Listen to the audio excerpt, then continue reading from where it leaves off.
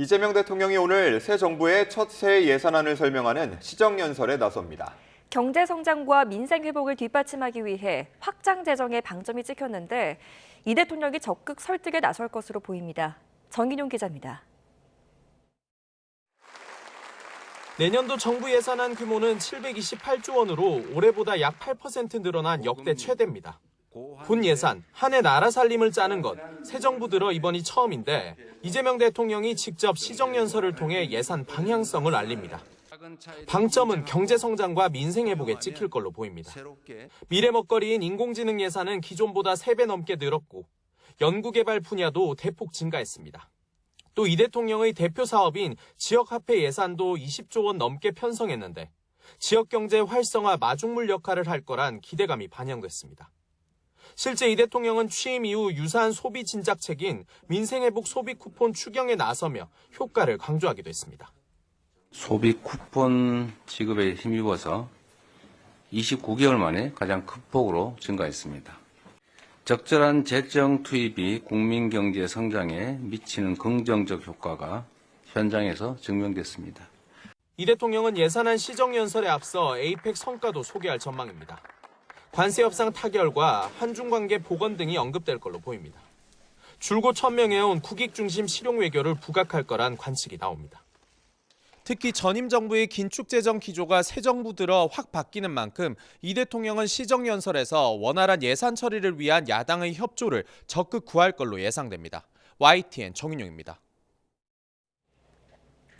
이재명 대통령이 오늘 용산 대통령실에서 피트 헤그세스 미국 국방부 장관의 예방을 받습니다.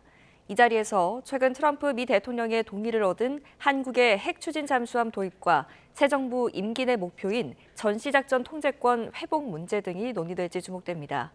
오늘 서울에서 열리는 한미안보협의회의 SCM을 두고 방한한 헤그세스 장관은 어제 안규백 국방장관과 남북 분단의 상징인 판문점 공동경비구역을 방문한 바 있습니다. 트럼프 미 행정부가 북한이 제재 대상인 석탄을 중국으로 수출했다며 관여한 제3국 선박들을 제재해달라고 유엔에 요청했습니다. 트럼프 2기 집권 이후 북한 관련 유엔 제재를 추진하는 건 이번이 처음입니다. 워싱턴 홍상희 특파원입니다. 트럼프 미국 대통령은 지난달 경주 에이펙 정상회의 참석을 계기로 김정은 북한 국무위원장과의 만남을 강하게 희망했습니다. I'm open to it. I had a great relationship with him, and he probably knows I'm coming, right? But you want to put out the word, I'm open to it. 하지만 트럼프 대통령의 러브콜에 북한은 순항미사일 시험 발사로 거부 의사를 분명히 밝혔습니다. 기대했던 북미 정상회담이 무산된 가운데 트럼프 행정부가 유엔 안전보장이사회 대북제재 위반 사례를 지적했습니다.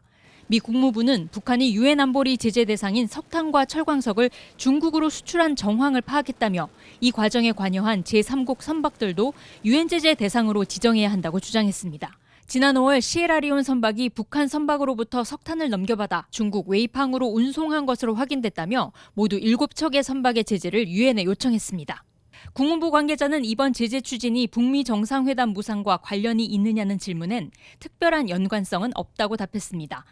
미국이 요청한 제3국 선박들이 유엔 안보리 제재 대상으로 지정되면 모든 유엔 회원국에서 입항과 통과가 전면 금지됩니다.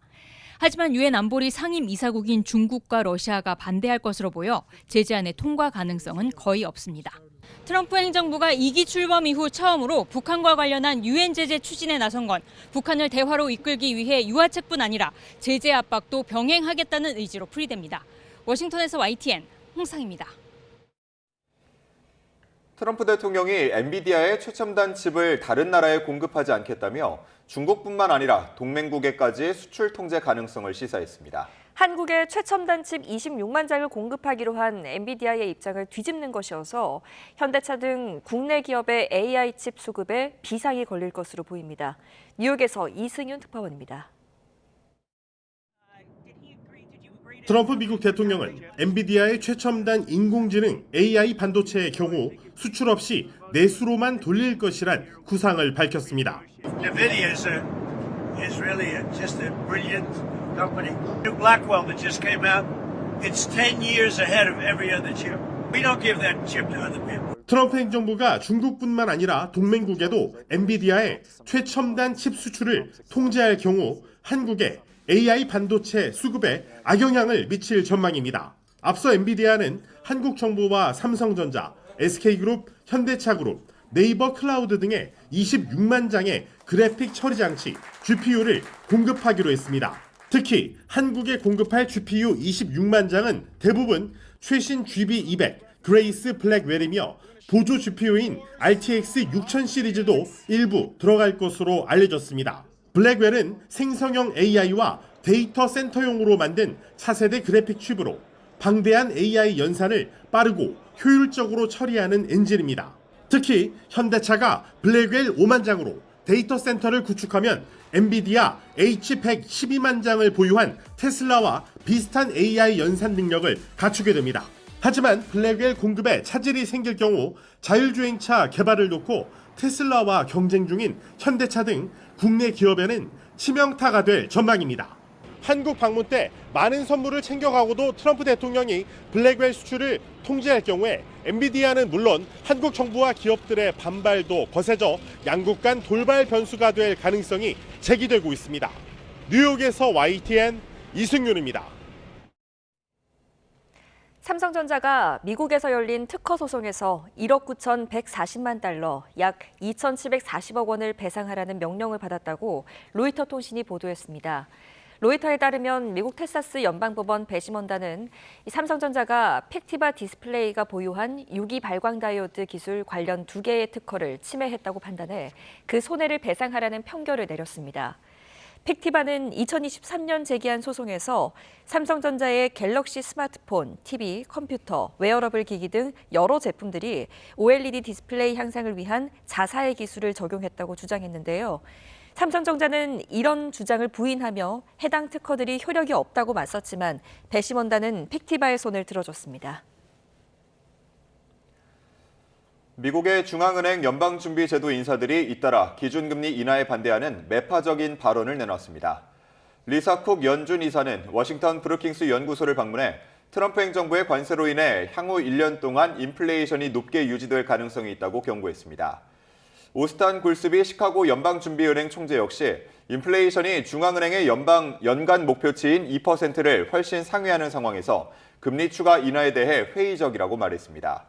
통화정책을 결정하는 연방공개시장위원회 FOMC에서 내년부터 투표권을 갖는 로리 로건 댈러스 연방준비은행 총재와 베스 헤맥 클리블랜드 연은 총재 역시 금리 인하에 반대 의사를 나타냈습니다.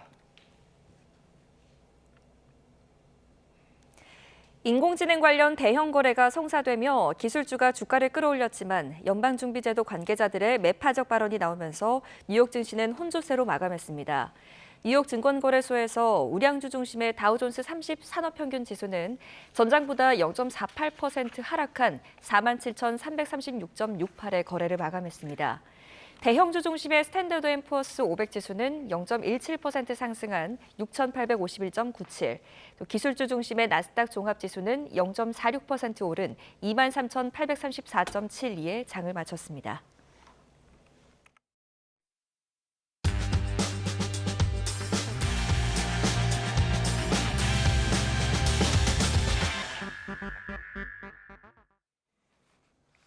(11월 4일) 화요일 스타트 브리핑 시작합니다. 먼저 서울신문은 황리단 끼말 웃는 에이펙 특수를 짚었습니다.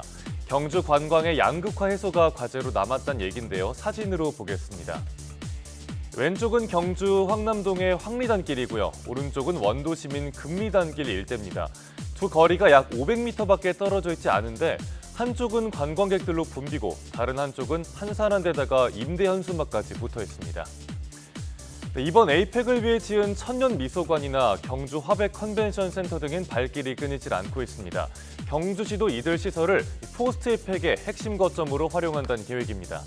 다만 황리단길이나 에이펙 명소들을 제외하면 다른 지역은 관광 특수에서 빠진다는 게 문제인데요. 관광 양극화 해소, 지속 가능한 지역 발전 전략이 필요하다는 목소리가 나오는 이유입니다. 그러려면 새로운 인프라와 기존 역사 자원 사이의 접근성을 높이고 상업과 문화, 산업시설이 연계되는 로드맵을 확실히 세워야 한다는 게 전문가들의 조언입니다. 다음 동아일보는 프랜차이즈 업계에 과도한 장시간 노동 논란을 다뤘습니다. 런던 베이글 뮤지엄에서 일하던 청년이 지난 7월 숨진 채 발견된 사실 뒤늦게 알려졌죠. 유족 측은 회사 측과 화해하기로 합의하고 산업재해 신청을 취하했는데 이 청년이 사망 전 일주일 동안 80시간을 일했다는 건 분명 되짚어야 할 문제입니다. 네, 이번 사건은 프랜차이즈 업계의 과로 문화를 그대로 보여줍니다. 일부 매장에선 연장 근무가 관행이고요. 밥 먹을 시간도 없습니다. 주 52시간 넘게 일하는 근로자의 약 절반은 초과 근로를 해도 임금을 추가로 못 받는다고 답했습니다. 3년 전 노동부가 프랜차이즈 76곳을 감독했을 때 노동법 위반 사례 264건이 적발됐었습니다. 런던 베이글 뮤지엄에서도 최근 3년간 산재 63건이 발생했고요. 최근 5년간 뇌심혈관계 질환 산재 사망자는 1,000명이 넘습니다. 그러니까 과로로 인한 뇌출혈과 뇌경색, 심근경색 등으로 숨진 사람이 그만큼이나 많다는 이야기입니다. 과로에 노출됐을 때 내 몸의 이상 신호를 잘 살피는 것도 중요할 겁니다. 하지만 과로를 당연시하는 문화, 또 근로구조에 대한 재점검이 필요한 시점이 아닌가 싶습니다. 끝으로 조선일보입니다. 퇴근하고도 다른 부업을 하는 N잡러가 5년 연속 늘어서 약 68만 명으로 역대 가장 많다는 내용입니다. 하지만 코로나 때보다 실질 임금은 줄어든 한국 경제의 착시 효과까지 함께 짚은 기사입니다. 네, N잡에 뛰어드는 이유, 바로 고용 한파를 뚫고 어렵게 취업을 했는데도 또 다른 한파가 기다리고 있기 때문입니다. 물가는 뛰는데 카드값 빼면 남는 월급이 없어서 본업만으로는 생활이 어려운 직장인이 많은 거죠. N잡러의 20%는 본업을 포함해서 쓰리잡을 하고 있다고 합니다. 직장인의 73.4%는 최근 1년 이내에 부업을 알아본 경험이 있다고 했고요. 59%는 실제로 부업을 한 경험이 있는 걸로 나타났습니다. 또 향후 부업 구직을 시도할 의사가 있는 직장인도 80%가 넘었습니다. 그런데 지난해 우리나라 근로자의 월 평균 실질 임금은 2021년보다 오히려 줄어들었습니다. 최근엔 주가가 오르고 수출도 나아지고 있지만 기업들의 고용 확대로는 연결이 잘 안 되고 있습니다. 자산이나 소득 양극화는 점점 심해지고 있죠. 신문은 많은 직장인들이 투잡, 쓰리잡에 나서는 게 예견된 일이란 분석도 전하고 있습니다. 11월 4일 아침 신문 살펴봤습니다. 지금까지 스타트 브리핑이었습니다.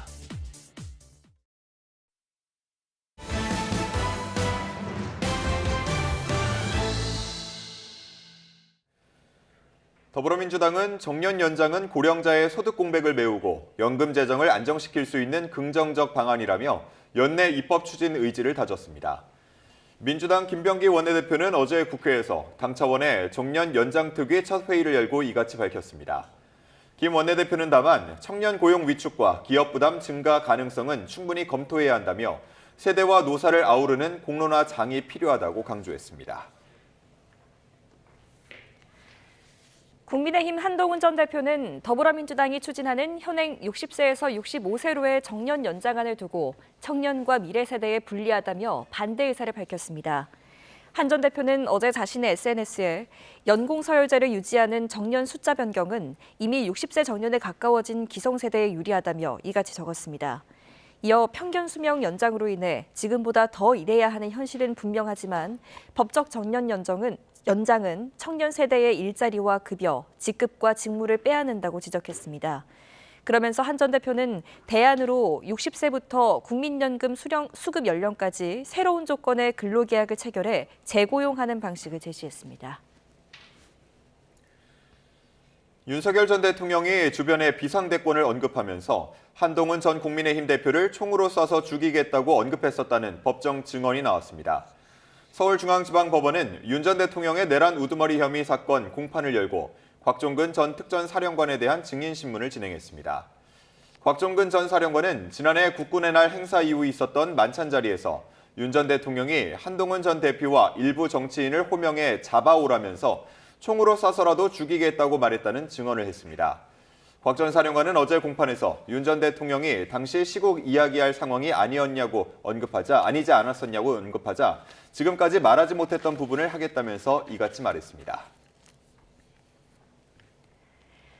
한동훈 전 대표를 총으로 쏴 죽이겠다고 말하는 법정 증언에 대해 윤석열 전 대통령 측이 전혀 사실이 아니라고 반박했습니다.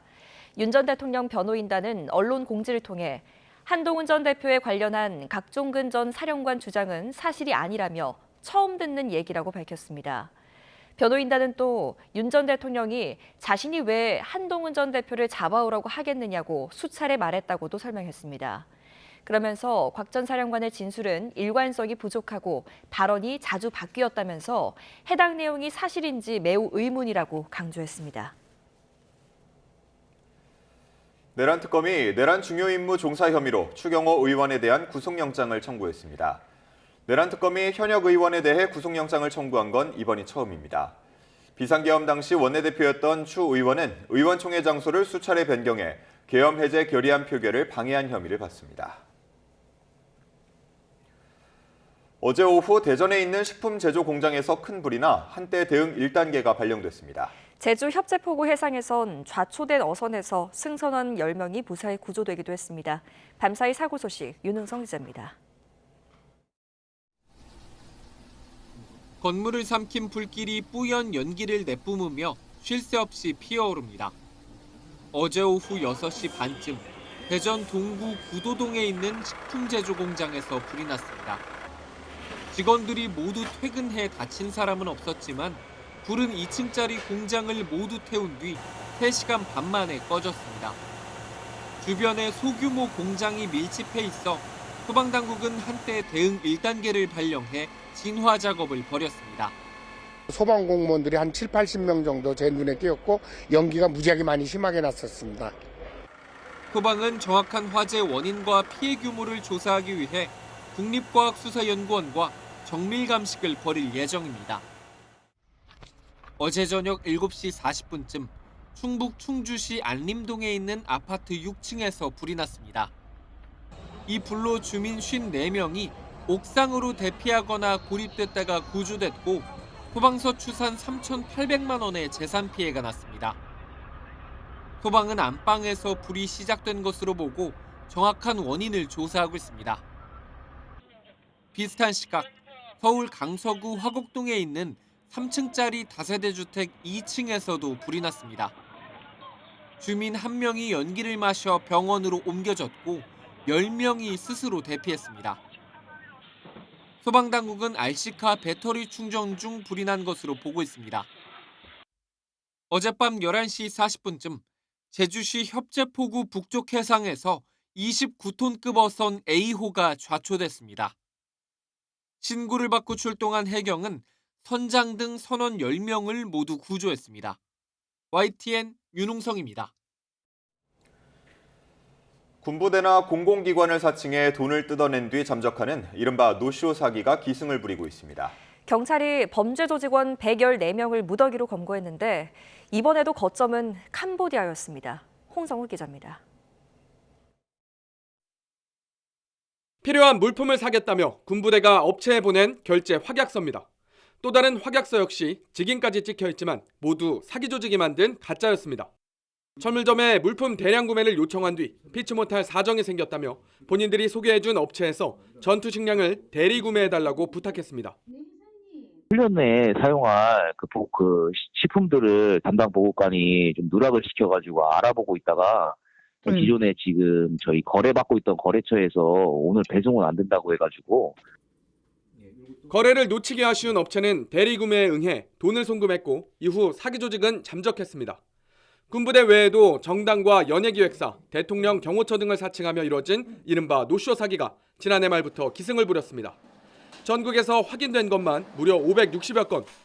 강원경찰청이 집중수사관서로 지정됐고 1년 넘게 수사를 벌인 끝에 범죄 조직원 114명을 검거했습니다. 거점이었던 캄보디아 범죄단지를 특정해 인터폴 국정원과 함께 콜센터를 급습했고 국내에서는 자금 인출과 세탁을 담당한 조직원을 끈질기게 추적했습니다. 국내 자금세탁 총책은 국내 조폭이 개입하여 하부의 한전상, 모집책, 인출책을 체계적으로 관리하며 망을 보거나 이탈을 차단하는 등 전문적으로 자금 세탁에 관여한 것으로 확인되었습니다.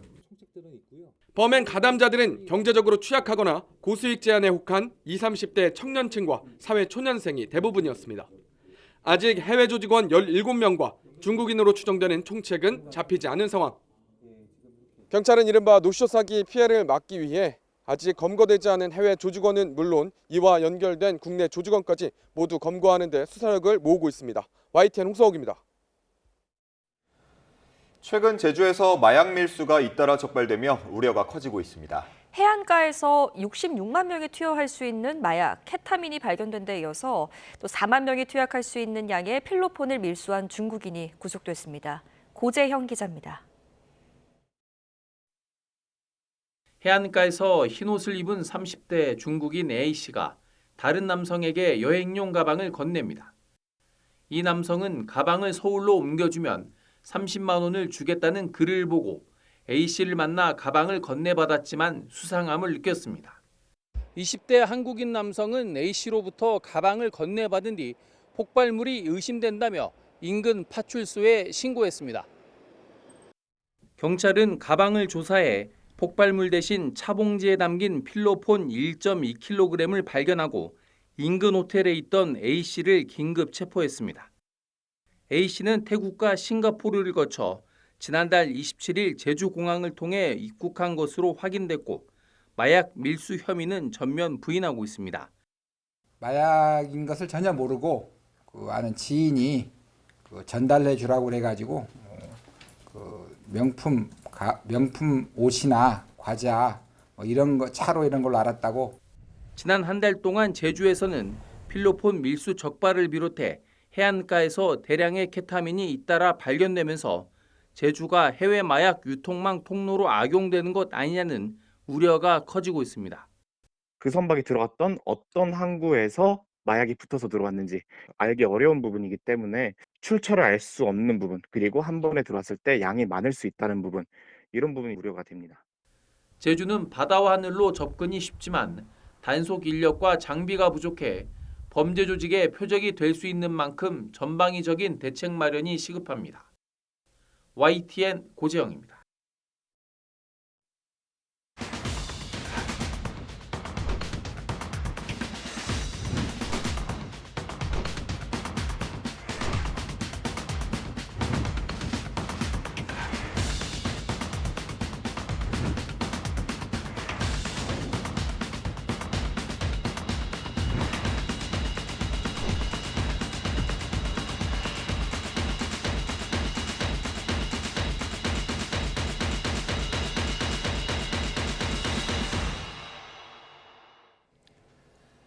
이재명 대통령이 오늘 내년도 예산안 관련 시정연설을 진행합니다. 정부의 첫 예산안 규모는 728조 원으로 편성이 됐습니다. 스타트경제 오늘은 이윤수 서강대학교 경제학부 교수와 함께합니다. 어서 오십시오. 예, 안녕하십니까? 네, 안녕하십니까? 자, 오늘 국회에서 이 대통령이 시정연설을 통해서 내년도 예산안에 대한 설명을 할 예정인데 728조 역대 최대 규모로 알려졌습니다. 네. 어떤 내용이 담길까요?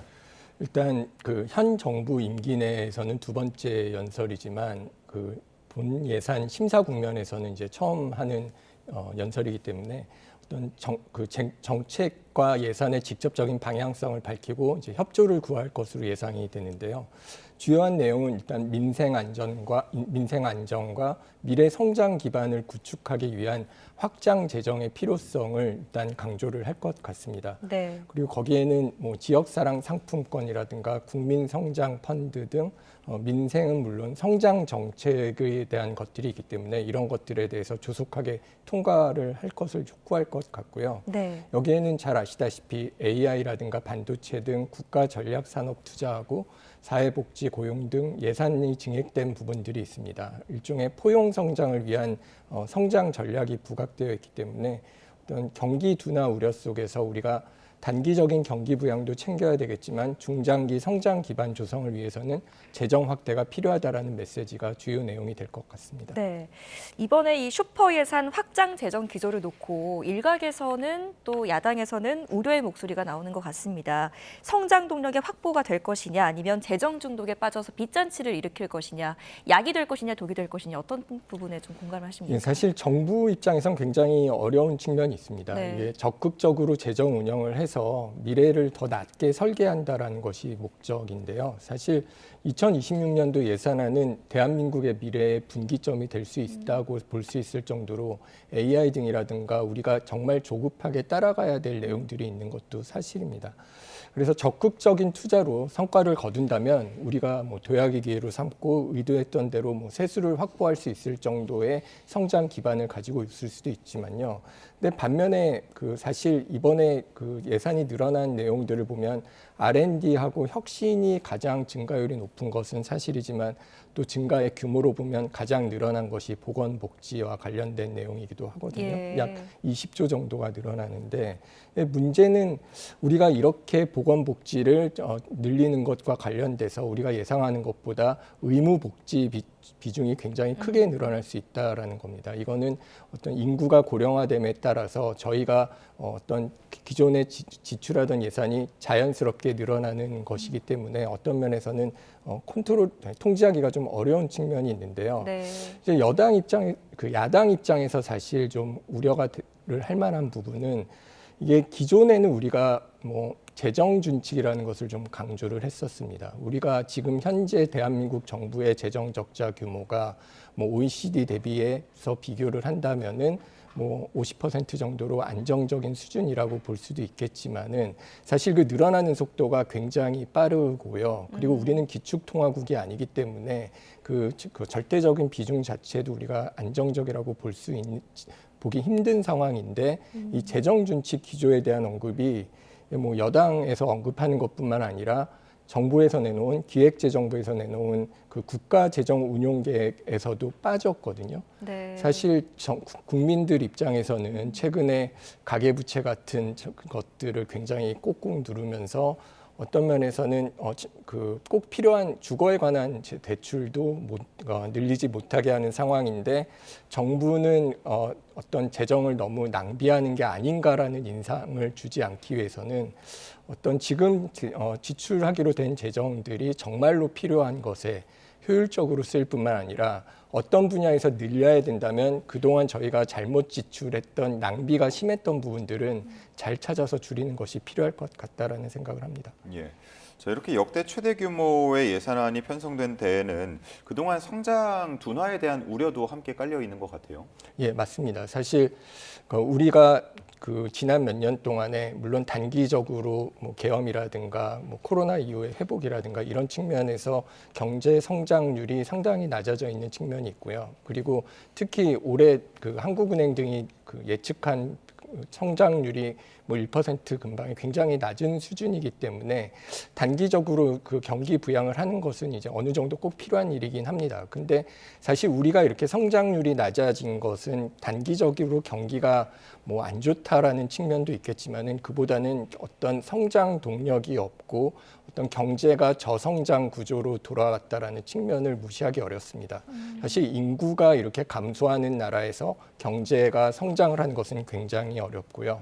그런 측면에서는 어떤 국민들에게 우리 경제가 성장으로 이렇게 바뀔 수 있다라는 희망과 아니면 어떤 정책 전환을 통해서 어떤 그 성장을 어떤 이끄는 어떤 뭐 AI라든가 어떤 새로운 성장 동력이 명확하게 보여야 되는 것은 사실이기 때문에 예. 그런 측면에서는 단기 재정 지출도 하지만 어떤 장기적으로 우리의 성장 능력을 확보하겠다라는 재정 전략은 꼭 필요하다라고 볼 수 있을 것 같습니다. 네, 이 예산안 심사와 함께 또 속도를 내고 있는 게 바로 세제 개편인데요. 네. 그중에 가장 눈에 띄는 게 배당소득 분리과세입니다. 어떤 게 쟁점이고 또 어떻게 전망하십니까? 일단 배당소득은 사실 분리과세 도입을 통해서 고액 배당소득에 대해서는 별도 세율을 적용하겠다라는 것이 이제 핵심입니다. 지금까지 이제 배당소득이 이제 2천만 원 이상이 넘어갈 경우에는 이제 종합소득세하고 합쳐지면서 2천만 원 초과 배당에 대해서는 어떤 뭐 45%까지의 그 누진세율이 부과가 되고 있습니다. 근데 이런 것들이 문제가 되는 것은 저희가 그 증시를 활성화하는 차원에서 배당을 늘리는 것이 중요한데 배당을 늘리기 위해서는 최고 세율을 좀 낮춰줘서 어떤 그 대주주라든가 아니면 그 기업 입장에서 그 최고 세율을 낮춰줘서 이제 배당을 좀 더 활발하게 하자라는 의견이 이제 도입을 되고 있고요. 이게 성공적으로 도입된다면 투자 심리도 개선이 될 거고 증시 활성화에도 기여를 할 것이라고 생각을 합니다. 다만 이게 세율 조정을 하고 이 대상을 설정하는 대상을 이제 포함하는 기준을 정하는 과정에서 어떤 초고배당자에 대한 감세 논란, 이게 부자 감세에 대한 논란이죠. 그다음에 우리가 지금 재정이 가뜩이나 어려운데 이게 재정 수입이 감소하는 게 아니냐라는 우려도 같이 제기되고 있기 때문에 국회 내에서는 뭐 치열한 정책 논쟁이 예상됩니다. 예, 뭐 증시 이야기 잠시 뒤에 하겠지만 투자자분들은 뭐 도입을 기대하고 있을 것 같고요. 기재부 브리핑 연기된 내용도 잠시 살펴보고 가겠습니다. 이 대통령이 정부의 자산 매각을 전면 중단할 뿐만 아니라 추진 중이거나 검토하고 있던 것들도 전면 재검토하라라고 긴급 지시했습니다. 배경은 뭘까요? 일단 매각이 불필요한 자산을 제외하고 이제 매각을 자제하라는 그 지시를 내렸다고 나왔는데요. 국가 자산이 좀 헐값에 매각되고 있는 게 아니냐라는 우려 속에서 좀 확인을 하고 가자라는 배경이 있는 것 같습니다. 네. 이거는 최근에 국회 정무위원회 국정감사에서 한국자산관리공사의 자산 매각이 감정가 대비 너무 낮은 게 아니냐라는 지적이 나왔고요.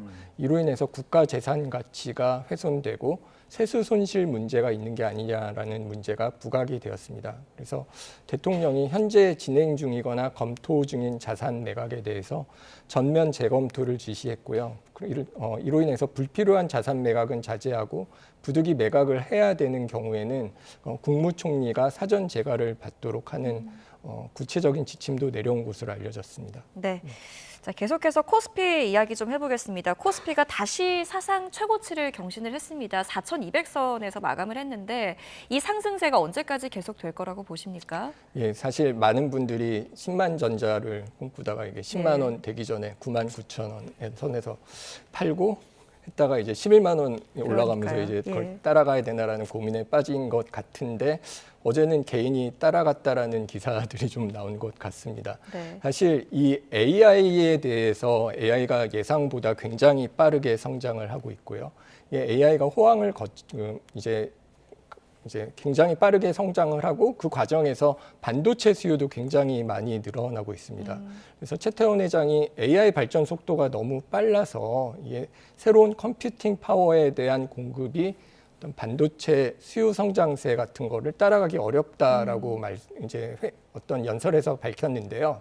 이것 때문에 뭐 효율성을 높이지 않으면 뭐 AI 관련 자원이 적은 나라가 이제 AI에 쉽게 접근하고 혜택을 보기 어려울 거다라는 얘기를 했습니다. 저는 이제 사실상 반도체라는 게 투자 설비가 굉장히 시간이 많이 걸리는 어떤 설비 산업이기 때문에 공급 확대가 빠르게 일어나기는 굉장히 어렵습니다. 그렇기 때문에 지금 AI 슈퍼 사이클, 그래서 반도체 슈퍼 사이클이 AI의 성장에 힘입어서 어느 정도 지속될 것이라고 보고요. 그 최근 노무라 증권이 낸 보고서에 따르면 뭐 이런 슈퍼 사이클이 적어도 2년은 갈 것이다라고 예측을 하고요. 지금 62만 원에 이른 SK 하이닉스에 대한 내용도 주가가 더 오를 것이다라는 전망을 내놔서 이 AI의 어떤 호황이 얼마나 갈 것인지에 대해서는 알 수가 없지만 적어도 이런 투자가 단기적으로 계획된 대로 이루어진다면 한 2년 정도는 반도체 호황이 이루어질 것이다라고 보는 게 맞을 것 같습니다. 예. 불과 얼마 전까지만 하더라도 미국 현지를 중심으로 닷컴 버블하고 비교하면서 AI 버블론도 꽤 있었던 것 같은데 이 부분은 이제 좀 많이 들어갔다고 봐야 합니까? 사실 그 부분은 계속 지적은 되고 있습니다. 다만 그 밸류에이션이라고 하죠. 이 가치 평가에 있어서 첫 번째로는 이 AI의 성장 속도하고 AI에서 나오는 이익이 어떤 특정 주식에서는 예를 들면 엔비디아 같은 데서는 뭐 충분히 반영되지 않고 있다라는 측면에서 뭐 지금 현재 주가가 높은 것은 사실이고 빠르게 오른 것도 맞지만 그 성장 가능성이 그렇다고 없는 것은 아니다라는 평가가 있고요. 다만 이게 굉장히 빠르게 올라왔기 때문에 이게 실질적으로 그 가치에 대한 평가가 맞다라고 하더라도 그게 계속 그 꾸준하게만 오를 것인가 아니면 어떤 조정을 거치고 갈 것인가라는 것은 좀 고민을 해봐야 될 것 같습니다. 왜냐하면 이게 늘 이런 조정을 거치는 과정에서 사실 뭐 10% 정도 빠지는 것은 흔히 있었던 일이고요.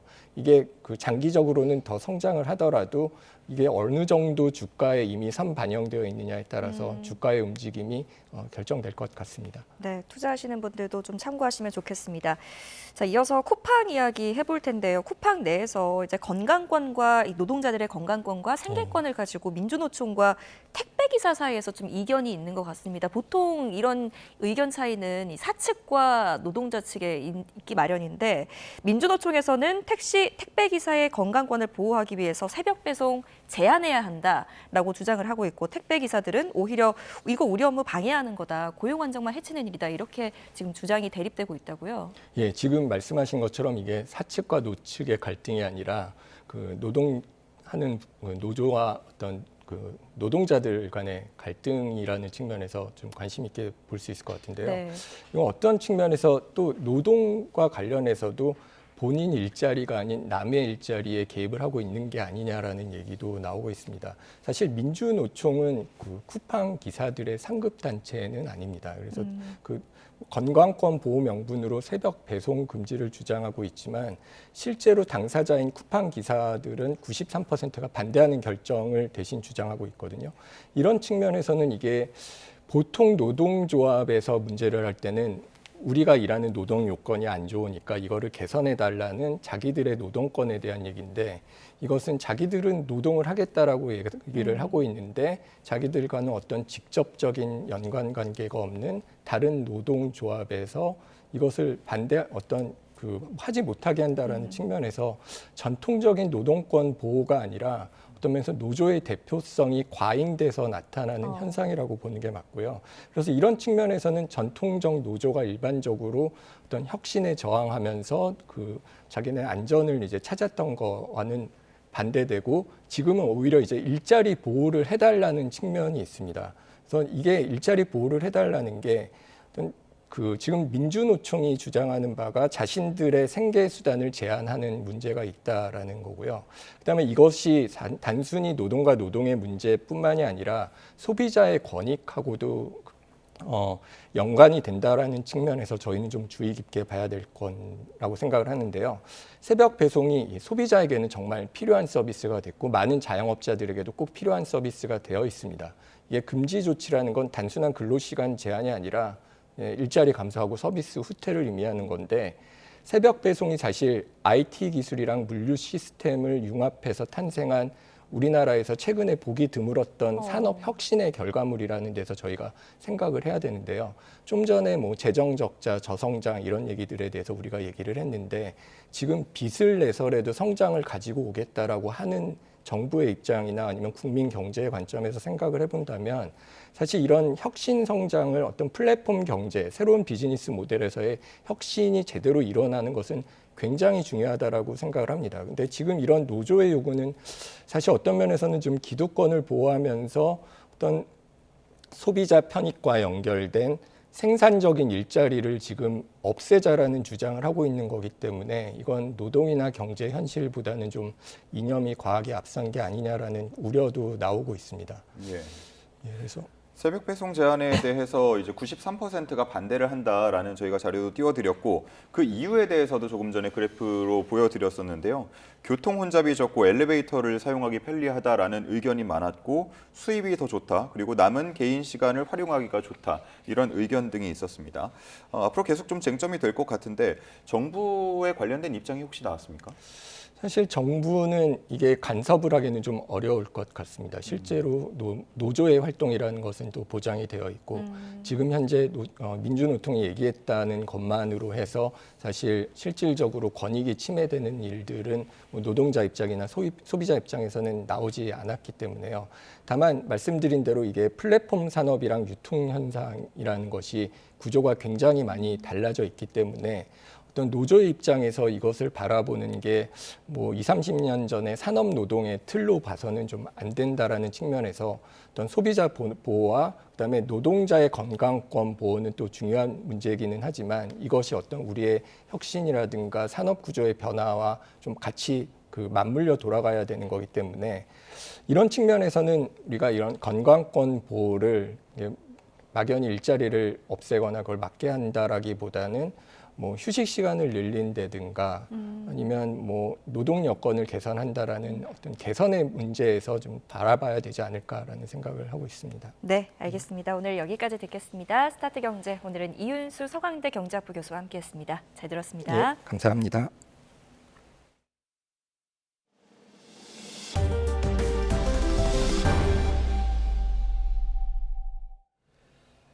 수능이 다가오면서 수험생들은 극도의 긴장 상태를 유지하고 있습니다. 심장약인 인대놀이 긴장을 낮춰서 시험을 잘 보게 해주는 약으로 공유되고 있어 주의가 필요합니다. 권민석 기자입니다. 교감신경 작용을 억제하는 인대놀은 고혈압과 부정맥 등 심혈관 질환에 쓰이는 치료제입니다. 복용하면 한두 시간 안에 혈압과 맥박을 낮춰 긴장과 불안을 완화하는 약으로 통용되고 있습니다. 이 때문에 면접날 먹었다거나 시험을 잘 보게 도와준다는 복용 후기를 쉽게 찾아볼 수 있습니다. 연령 제한도 없어 지난 5년간 19세 미만 소아 청소년에게 모두 131만 9천 건이 처방됐습니다. 수능을 앞둔 수험생과 학부모가 혹할 정도인데 잘못 먹었다간 낭패를 볼 수 있습니다. 심장박동을 줄이는 탓에 시험 시간에 졸음이 오거나 어지러울 수 있고 두통이 생길 수도 있습니다. 실제 2020년부터 올해 6월까지 인대놀 이상 사례가 1,175건이나 보고됐습니다. 특히 저체중에 혈압이 낮은 학생이 먹으면 실신 가능성까지 있어 두고두고 후회할 수 있습니다. 여자 친구들 중에 좀 마른 체격의 친구들은 저혈압 때문에 불편해하는 친구들도 있는데 그런 친구들은 먹으면 오히려 이게 실신까지 이룰 수가 있는 부분이 있기 때문에 막 전혀 문제없다 먹어도 된다라고 하기에는 사실은 아니죠. 청심환이나 공진단, 안정액 등 한약제도 시험에 임박해 복용하면 되레 생체 리듬을 깰 수 있어 미리 먹어보고 자신에게 맞는지 확인해보는 게 중요하다고 전문가들은 조언합니다. YTN 권민석입니다. 위기 상황을 맞았을 때 버튼 한 번만 누르면 긴급 신고가 되는 휴대용 키링, 안심 헬프미 지원이 늘어납니다. 서울시는 지난해 신청 당일 마감될 때까지 큰 인기를 얻었다며 올해 안심 헬프미 물량을 2배로 늘려 10만 명에게 지원한다고 밝혔습니다. 안심 헬프미는 평소에 가방에 달고 다니다가 위험에 처했을 때 버튼을 3초 동안 누르면 경고음과 함께 자치구 CCTV 관제센터로 연결되도록 만들어졌습니다. 네, 끝으로 출근길 날씨 알아보겠습니다. YTN 야외 스튜디오 연결합니다. 정수현 캐스터. 네, 정수현입니다. 네, 오늘 아침에 출근할 때 보니까 어제보다는 아침 공기가 한결 부드러운 것 같은데요. 다만 오늘은 안개가 말썽이라고요. 네, 오늘 아침 쌀쌀하긴 하지만 확실히 어제보다는 추위가 덜합니다. 하지만 전국 내륙을 중심으로는 안개가 짙게 끼어 있습니다. 가시거리가 200m 미만이 되지 않는 곳들도 많아서 출근길 교통안전에 유의하시기 바랍니다. 네, 낮 동안은 다시 이맘때 가을 날씨를 회복한다고요? 네, 오늘은 계절이 다시 제자리를 되찾으면서 완연한 늦가을 날씨가 이어지겠습니다. 전형적인 가을 날씨라 아침과 낮과 밤의 기온차가 크게 벌어지겠습니다. 시간대에 맞는 옷차림 잘해주시기 바랍니다. 오늘 전국 하늘 가끔 구름 많은 가운데 오후부터 차츰 맑아지겠습니다. 대부분 지역이 맑겠지만 제주도는 흐린 가운데 늦은 오후까지 비가 조금 내리겠습니다. 현재 기온은 서울이 5.7도, 대전 4.5도, 포항 7.6도로 어제보다 3에서 6도가량 높게 출발하고 있습니다. 낮 기온도 서울과 춘천이 16도, 대전 17도, 대구와 광주 19도로 어제보다 1에서 5도가량 높아 비교적 온화하겠습니다. 당분간 늦가을 날씨가 이어지다가 절기 입동인 금요일에는 강원 영동에, 주말에는 남부와 제주도를 중심으로 비가 내릴 전망입니다. 오늘 동해 먼바다에서는 물결이 최대 3.5m로 높게 일겠고요. 해안가에서는 너울성 파도가 높게 밀려들겠습니다. 해상과 해안가 안전사고에 유의하시기 바랍니다. 지금까지 YTN 정수현입니다.